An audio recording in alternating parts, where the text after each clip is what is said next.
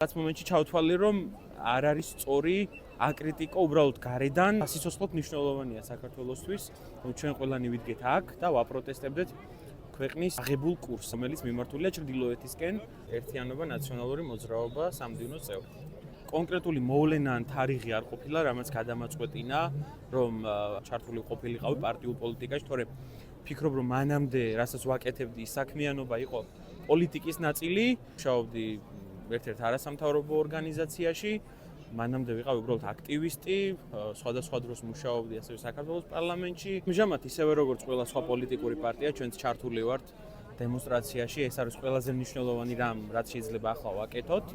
და დიდი ალბათობით თუ ასე გაგრძელდა და ბიძინა ივანიშვილმა შეძლო იმ მიზნის მიღწევა, რომ პროტესტი ჩაახშო და ადამიანები შეაგუა არსებულ რეალობას, სამწუხაროდ ჩვენ დავკარგავთ იმას, რასაც 10 წლების განმავლობაში ვაშენებდით.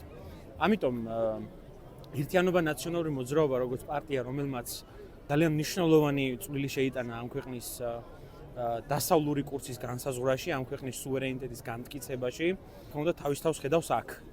და თამაში რომ პროტესტი იყოს მძლავრი, იმისათვის რომ ბიძინა ივანიშვილის რეჟიმს არ კონდეს ლეგიტიმაცია, მან დანიშნოს არჩევნები საქართველოში, რომელიც საზოგადოების ნებას ადეკვატურად ასახავს და ყველაზე მნიშვნელოვანი რაც არის ჩვენ ვდგავართ აქ იმიტომ, რომ რეჟიმის ტყვეები გათავისუფლდნენ და დაუბრუნდნენ ნორმალურ ცხოვრებას.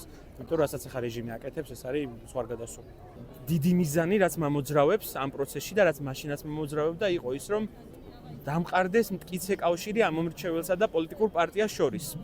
არც ერთი დემონსტრაცია, არც ერთი პროტესტი არ გამოიღებს შედეგს, თუ საბოლოოდ ეს არ გადაითარგმნეს პოლიტიკურ პროცესში. საჭიროა რომ აქტიური მოქალაქეები ხედავდნენ ბმას პოლიტიკურ პარტიებთან და ჰქონდეთ განცდა, რომ ოპოზიციური პარტიები ასახავენ მათ ინტერესებს.